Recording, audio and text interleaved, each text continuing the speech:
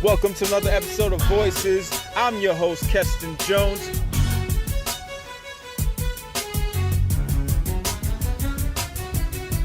Visionaries offering information with clarity, expertise, and substance.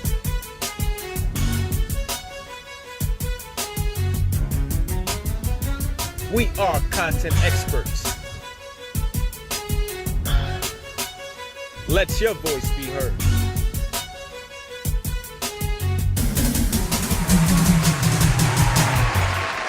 Welcome to another episode of Voices. I'm your host, Keston Jones, and with me, I have another special guest. With me today, I have Dr. Vanda Seward, President, Founder, and CEO of Visions and Solutions.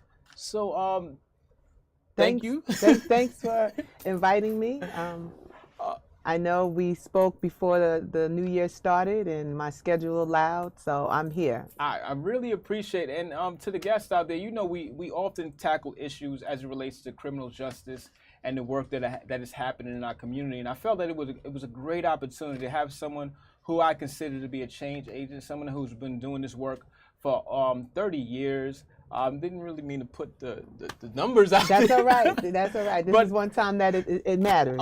Okay, but it's certainly someone that is invested in the community, invested in effectuating positive change as it relates to criminal justice and what is happening in our prisons, in our communities. And, thank you again for agreeing to be on the show. And, you and I, we've known each other for quite a while now. And, I do consider you a mentor.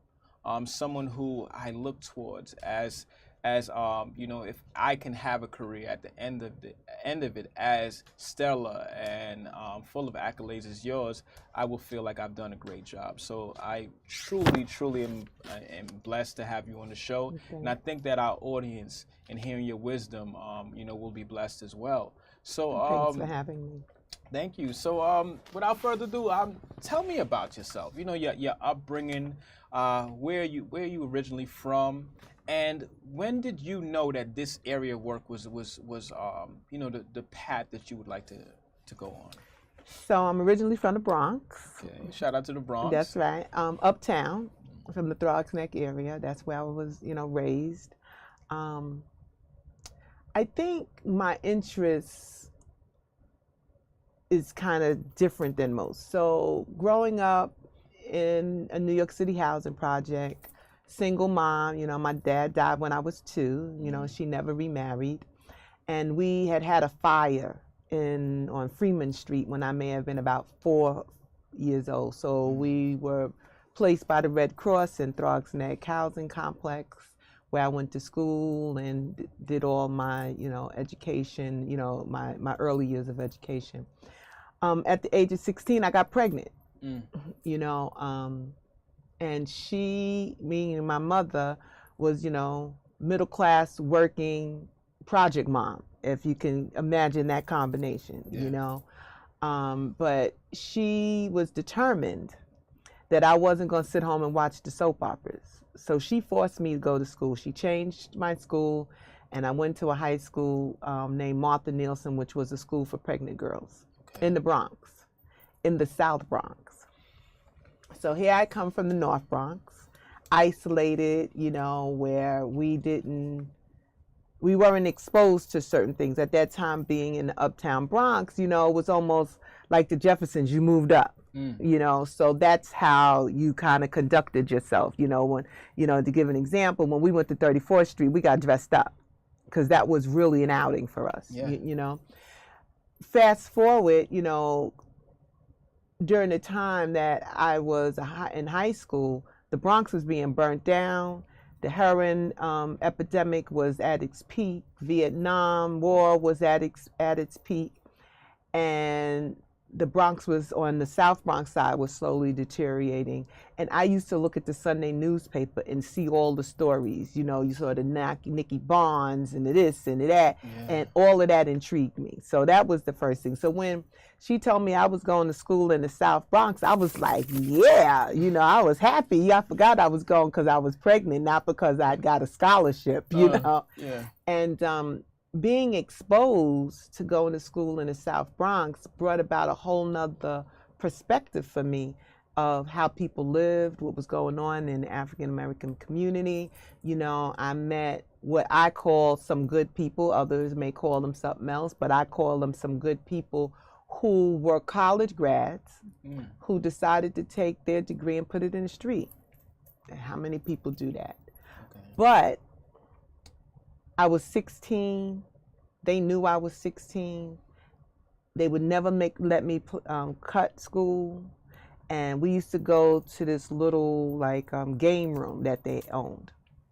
But we could only go at lunchtime and after school. They'd put us out. They knew the lunch schedule, everything. So although these were people who my mom may have thought weren't honorable, they were honorable in the sense that they did have some sort of moral and value system, and they were about trying to empower young people and not trying to get young people to come into their world. Yeah. So as a result of me being exposed to that, being exposed to the environmental factors of where I went to school, which is Boston Road off 169th Street, this is what gave me insight that there was a lot going on with our people, and, you know, knowing a lot of people as a result of various friendships that got incarcerated or got killed, you know, this is what kind of sparked my interest.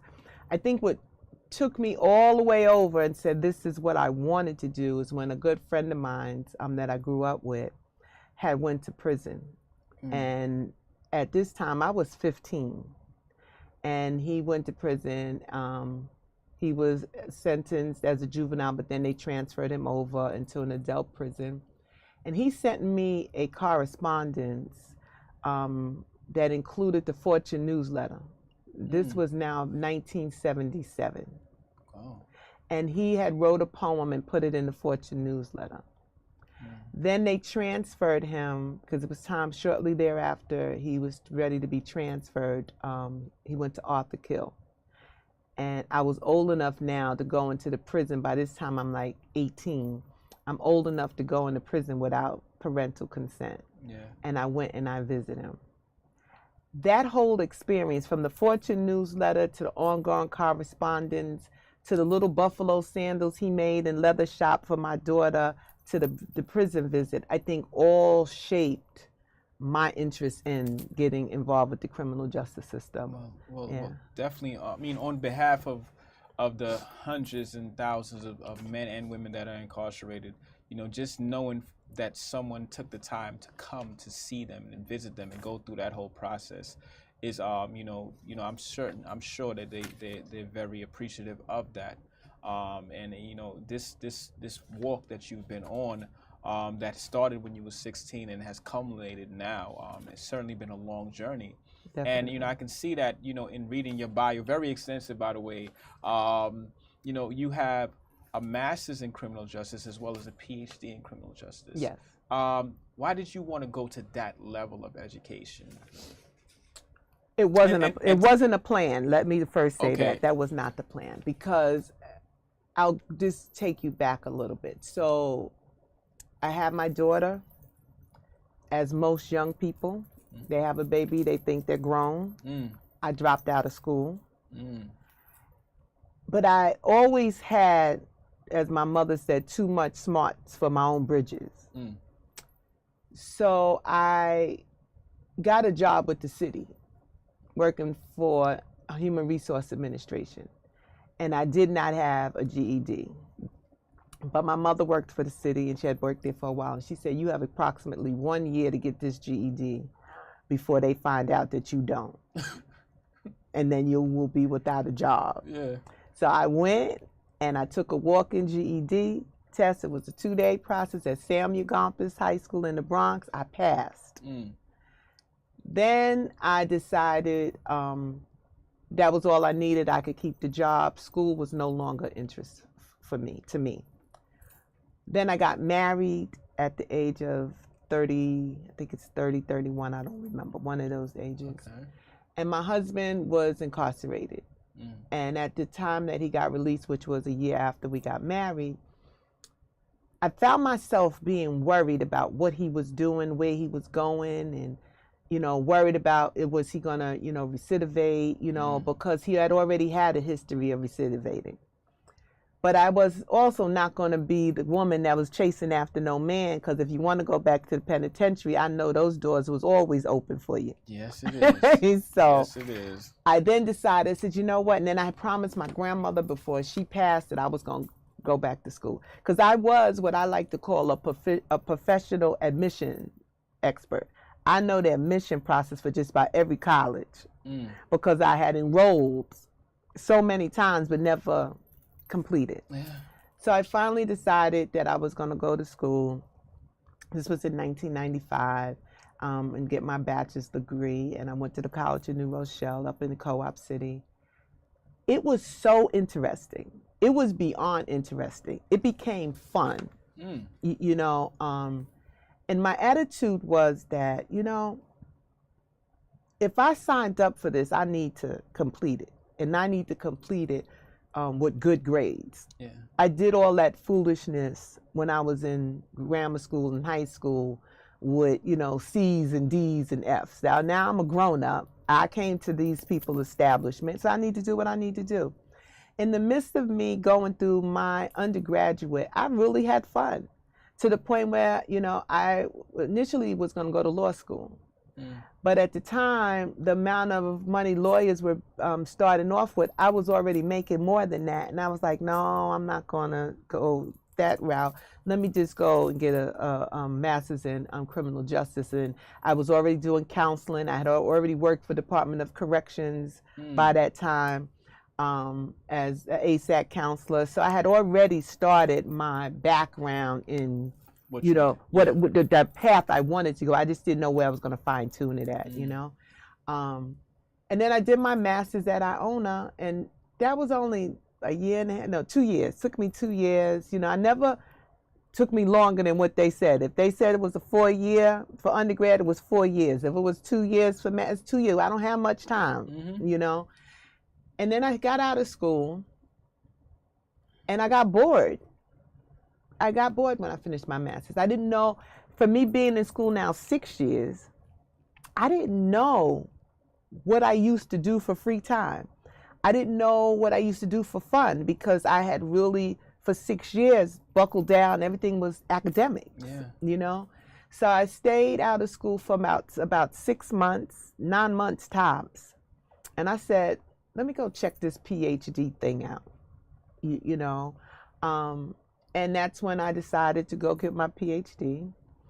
And it was hell. I'm not going to lie. It was hell, but it was fun. Yeah. You know, and I thought about dropping out several times. But my mentor, you know, he told me, he said, if a PhD was that easy, Vanda, everybody would have it. Yeah. This is what's going to separate you from other people in academia, and you have to put the work in. So I worked on my PhD, all while working full time, teaching college as an adjunct, all in that span of time. I've been enrolled in school. I finished my PhD in 2012, and I have been enrolled in school for 17 years with only maybe two-month breaks in between, but 17 years. It took me, and I would do it again if I had to. It was the best experience, and I think coming from a arena where I was a statistic, from the dropout to the teenage mother to the young girl single parent to the young girl coming up in, you know, public housing, I was a statistic in many you know, different categories, but I became a different statistic now. You know, African American woman with higher education, and I wouldn't trade it for nothing in the world. Yeah, definitely powerful story. And you know, I'd like to thank you as well, because you know, I'm currently in the process of obtaining my PhD, and you were one of the first people that I spoke to. And you know, I always talked about, you know, getting A's, and you was like, listen, do not kill yourself. B's get the degree. You know, do what you got to do. And you know, I'd like to thank you for supporting me throughout this process. And you know, God willing, I'll be finished within a year or so. Oh yeah, yeah. But I'll be finished. So your journey, you mentioned working for the Department of Corrections. You've held a number of titles as it relates to working in the criminal justice area. One of them is the Directory of Reentry Services for the Department of Correction, Community Supervision, Department of Correction, Community Supervision. Community Supervision. Yeah, absolutely. The new name. The new name. You know, so what? Tell us about that journey, working for in such a high role and being responsible for basically reentry services throughout New York State. Well, I think that the thing with that particular position is one of those things that people can work a lifetime and never get an appointment. You know, I was in an appointed position. I was appointed by then Governor Patterson to come work in this position. Just the thought that someone had recognized my skills and abilities at that level speaks volumes, you know. So I went on board. I had worked closely with parole over the years, you know, and wearing many hats, both in government and non-government. It was a very exciting journey. I think I enjoyed being the statewide director for reentry services because I was still able to touch my people. I was still able to go into the communities. I was still able to go into the prisons and really, you know, be a change agent. And I think from what I hear, you know, and I still hear, I think my 5 years with the department, I did what my calling was supposed to be, which was to, one, give people a feeling and hope that you can transition from prison to the community successfully with the proper supports. Two, that all parole officers are not bad. That there are some really good people at parole that are just tied to some irrational practices, you know, and that also that an African American woman who is considered a civilian, who did not work their way up the ranks, can get into government without, you know, doing some of the things that people do to move up the ranks. So no sexual relationships, no uncompromisable positions, none of that. I made it up the ranks on my merit. And I think that speaks volumes because so many people always think there's got to be about a hookup or you got to know somebody. Sometimes you don't have to know somebody. Somebody needs to know you. And how they get to know you is by the work that you do. And I think that is my story of how I managed to get into parole then, and then it transformed to DOCCS. So for 5 years you took this, you held this position. What was some of and you transitioned after that. What were some of the reasons why you transitioned from working in that capacity to the well, I'm not a person that deals with a lot of stress, unnecessary stress. I can deal with the stress of the job, the task that is before me. But when parole merged with docs, you know, not to belabor the whole process, but when parole merged with docs, parole staff felt that docs was a beast. And they looked at it, as a colleague of mine used to say, it wasn't a merge, it was a takeover. And the people on the parole side did not know what to expect from the people from the doc side. So they would be jumping up and down, Keston, like, I don't like to use the term, but the people who were of color would jump up and down like Uncle Tom, just, you know, the little Uncle Toms. When the region, or not the region, when the deputy commissioner would speak, the only thing they didn't do was say hail, you know.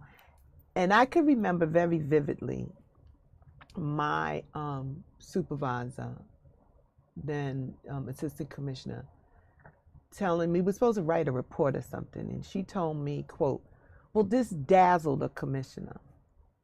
I'm not a dazzling girl. I don't do that. Now, I could write you a report and put all the factual information in, but I don't go nowhere to dazzle. That's not what I do, you know? So that was the first thing. And then the second thing, you know, she questioned my use of Dr. Seward on my documents. And I had to explain to her that I am allowed to use Dr. Seward on my documents because I have a PhD in criminal justice and I work in the field of criminal justice. So that allows me to do that. That kind of took me back because this particular individual was somebody who knew I was going to school, knew me for a while. And, you know, it took me back to, I called my PhD mentor and I said, what's that about? And he jokingly said, oh, Vanda, don't worry about it. More than like she just got a bachelor's degree. Don't even worry about it. That's what those people say. And I just had to pause, and then I had to Google because, you know, I don't look up people's background. I deal with people because they're people, and he was right. But in any event, it was a series of things, and these things began to wear on me because I'm not the person you want to change to be somebody that I'm not. Yeah. And I'm not used to kissing anybody's behind. I'm not shucking and jiving with you. I'm just not, you know. I, you know, feel my knowledge, my experience, my education tells me I don't have to do these things, you know. So as a result of trying to consume all of this and all the change, I started getting these bad headaches. And the doctor was monitoring me. We were going to the headache clinic, all kinds of stuff. And my primary care doctor, you know, she said, I'm going to tell you now, I'm not going to put you back to work as long as you stay at that job. She said, because when I put you out for 2 weeks and you come back, you don't have a headache, your pressure's down, everything's fine. So she said, you have to make the choice. You have to make the choice. But I think that it was a good choice because sometimes when the changing of the guards come, if you are in a position, if you see that it's not a good fit, then it's time to go. Because I'm not the person. I'm not going to go against my people. And what I mean by that is that he said, I'm not going to open up the prison door and let everybody out. I'm not going to say that there are not people who should be violated on parole. But you're not going to lump them all together and say they're all bad when I know they're not. You're not going to say you're not going to offer them services when I know you should, you know. So that's when I decided to, you know, exit. I thought that was my best bet because I did not need to be someplace that wasn't on the same page of empowering people who are criminal justice involved, empowering the community, empowering the families, because this is what this whole thing is about. It's amazing you bring this up because I think, especially for people of color, that, you know, that position that you found yourself in is a position that many people find themselves in, where they're in these roles, and because of, you know, maybe necessity, financial reasons, maybe because if they speak out, they may feel ostracized. Oftentimes, people may choose not to, and I really, you know, appreciate you sharing that because, you know, you spoke about, you know, morals, values, who you are as a person. And it's very important for many people to realize who they are as a person. That's right. And recognize what you're willing to put up with and what you're not. That's and right. And you know, if it's meant to be, it will work out. That's you know, right. I'm a firm believer of that, especially if you worked hard, especially if you have great character, especially if you have great track record, it will work out. And for you, you transition. I know you transitioned to as executive director of the Kamala program, as well as you know, the Kings County Reentry Task Force. You led that as well. And in that role, you work hand in hand with the DA's office, in Right. the DA's office. That's right. For someone such as yourself who worked with people who are justice involved, why is it important for you to be in a position where you're also working with the DA's office? And what would you say to people who may think that that's, you know, not necessarily the best thing to do or what have you? Well, I think, you know, the first thing is you have to understand that Charles Hines was the DA when I first came to work for the DA's office under Kamala back in 2007, I think it was. And his attitude was, if I'm going to put them in, I need to help them when they get out. Now, understanding the current, you know, rumors of what he's done, that may have been his conscience doing that, you know, who's to say? But I'll take your conscience for conscience for now.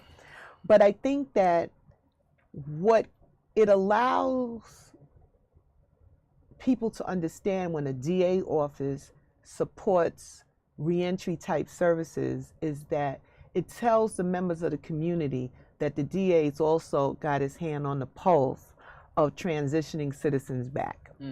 I think it also allows for other DA staff to humanize the criminal justice involved population, because many times they don't see the human side. This is the prosecutor's office. They don't get a chance to sit down and talk to you about anything. Your attorney does all of that.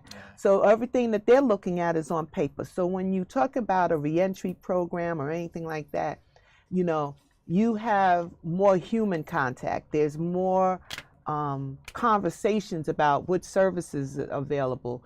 I know then when DA Hines would go out, I don't care what the forum was, he always talked about the reentry program. He could be there talking about elder abuse. At the end, he would talk about reentry and domestic violence and all the other programs that he had under his umbrella at that time. So I think that, when we think about the prosecutor's office, I say, why not the prosecutor's office? Because the prosecutor's office has more say than anybody else. They have more say than the police department. Most people don't realize that. Just because the police department brings the paperwork in, that doesn't mean the DA's office is going to acknowledge it. If it's not right, to some degree. But I think that me coming on board the first time under Com Alert, I was coming from doing forensics. I was a director of a forensic program dealing with mentally ill people coming from prison for about 7 years. Then I came to the DA's office, and then I left to go to parole. Then I came back under the task force. And I think that it just cultivated the knowledge that was needed in that department about how to help people coming home from jail and prison. How to say to somebody, good morning, sir, good morning, ma'am. How are you? Can I help you today? How was your stay? Opposed to inmate and ex-con and all this other, foolishness. So I think that, people need to understand that the DA's office plays many roles and has many hats. And one is, in my opinion, is a sense of responsibility for the returning citizens. You have to have a sense of responsibility. You just have to. Yeah, absolutely. And the work that I do is very important for myself and my clients to be exposed to the DA, and also opportunities. There's many opportunities that happens throughout the years where, someone with a marijuana conviction can get it expunged. That's and all these other things. But if we're not aware of it, if we're not working, with the DA's office, then certain people who may benefit from it may not take advantage of that. So I think it's very important. I also think it's very important for us to be representing in these fields as well. That's exactly. Why not have a young man of color be a DA? Why not have a young man of color be an attorney on either side? That's right. And it's the same thing for a young woman of color, because representation is very important. So a plethora of different agencies you work for. Certainly your skills in terms of reentry services and cultivating the returning citizens is unmatched. And now you're Kingsborough, a professor at Kingsborough College. How is that transition, being that you're doing that more so than anything right now as a professor? Right. Well, I think once I decided to retire, I'm still young. So as I say, I retired, but I'm not tired. Yeah. So I had already had 12 years of teaching as an adjunct. Yeah. And one of my retirement goals and the purpose of getting the PhD was so that I could work at a university and become tenured so I could just relax. I mean, honestly, that was the goal. So I had applied for this position maybe a year, 2 years before it came. I had forgot that I had even applied for it. I'm one of these people who have a job and still look for a job. Yeah. That's just what I do, Absolutely. And when they called me and I went, through the phase and I went through the interview, and, during that time I was suffering with a bad knee. I needed a knee replacement, which thank God I finally got. And I was like, you know what, maybe this is it. Maybe this is the time for me to change the channel. So I went through the whole process, and I was offered a tenure track position, and the change looked good, and I said, you know what, I could do this. And I decided to retire from the front line and go into academia. And I think the transition has been great. And it's been great because I am able to put my hand and my influence on our leaders for tomorrow, who are trying to do all kinds of things within the criminal justice arena. I'm also able to still keep my hand on the pulse in the community and with the different advocacy things that go on in the community, representing the college and also just representing myself, you know. So there's no restrictions. It's just I'm able to do everything that I want to do without the 40-hour work week commitment, which is marvelous. I also think that, you know, when we look at a community college, which is a 2-year college, you have people there at different levels for different reasons. You know, some it's like college tryout. Some is I tried this before, but I wasn't good, but I'm ready to try to do it again. And some, mommy said I need to come, so I'm here. So you've got different people at different levels, you know. And at the end of the day, if criminal justice is what you're thinking about, then, and you end up in my class, I try to give you a nice array of information about everything other than lock them up and throw away the key. If that's the course you're looking for, then you have to go and ask your advisor for another teacher, because that's not what I teach. You know, I just don't teach that. You know, but it's been great. It's been great. You know, this semester, which is this is my second year, and we have a new president at the college who's criminal justice orientated. You know, so I'm working with her department now on a conference coming up in May called Criminal Justice and Beyond. And I'm looking forward to perhaps, you know, well, I know this is going to be a success because I tend not to do stuff that's not a success. So this is going to be a success, but I'm hoping that we'll be able to do something annually so that people can look forward to attending something at Kingsborough on an annual basis that's open to not only students, but the public too. Absolutely. Well, please let me know more information about the upcoming conference, and also let the viewers know a little bit about your particular vehicle, the show that you have, the podcast that you have, who I have been blessed to be a guest on the show. Tell the viewers about that, and also any upcoming thing. I know you have your own organization, Visions and Solutions as well. Please tell the viewers about that. And any upcoming work. Where do they tune in, you know? Right. So, really quick, be careful what you ask for, because I went as a suggestion to the department chair about this radio show. He said, sounds good, call so-and-so. So I called them on a Thursday. I meet with them on Monday. And then that Friday, I'm in the studio. I know nothing about radio. I know nothing. I just know I can talk. So my show is called Visions and Solutions, 60 Minutes of Criminal Justice Education, Elevation, and Criminal Justice Reform. I'm now in my second season. It airs through WKRB 90.3, which if you're not in the Sheepsbed area, you should tune in online, wkrb.org. And pretty much the subjects that I cover it's very diverse. I've had grassroots organizations on, I've had the district attorney's office on, I've had a former superintendent of a state prison on, and we talk about all kinds of things that is about educating people about the criminal justice system. And when I say people, I'm talking about everybody, whether it's the family, other students, Joe Blow in the community, it runs the gamut. The show airs on Saturday mornings between 9 and 10 a.m. and then it's a rebroadcast on Sunday between 4 and 5. I also was given the liberty to take all my shows and turn them into podcasts. So you can go on to Spotify or you can go on to iTunes and you can just type in Visions and Solutions and you'll see all the shows from last season come up and the first few for this season. I think doing this radio show has done a lot for me. One, it's allowing all my people to know I still have my hand in the mix. Absolutely. Yeah, because I think one of the concerns a lot of people had was I was going to fall off the radar because I was retired. And I had told them that wasn't the case. I was just going to, redirect my energy in other ways. So it does that. It also has allowed the college to have a criminal justice component on the radio show. Yeah. On the radio station, because if you go on to wkrb.org, you'll see a lot of music stuff.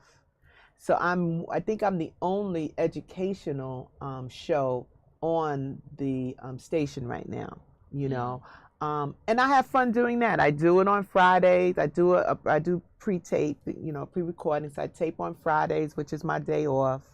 Sometimes I'm there late at night. If somebody says, "No, Vanda, I can't come in. Can I call?" You tell me when. I've been talking to people 10, 11 o'clock at night because that's when they're available, so I make myself available, I'd like to thank you for making my time available for the Yeah, show. yeah, not And a if you problem. certainly want to hear more about the interview, my interviews on iTunes and Spotify. And Spotify as well. Thank you again for being on the show. I think we covered a lot of ground, but one thing I wanted to do, I wanted to really, bring forth the criminal justice element from someone who has a lived experience, someone who knows on all levels. We have many advocates that may work for Fortune, that may work for Osborne, but we don't have a lot of advocates that we've interviewed who've actually worked, for the governor's office or had a statewide view of what's happening as it relates to criminal justice. And I think that this interview is very informative for a lot of people on many levels. And you want to know more about Dr. Seward and the work that she's doing, please My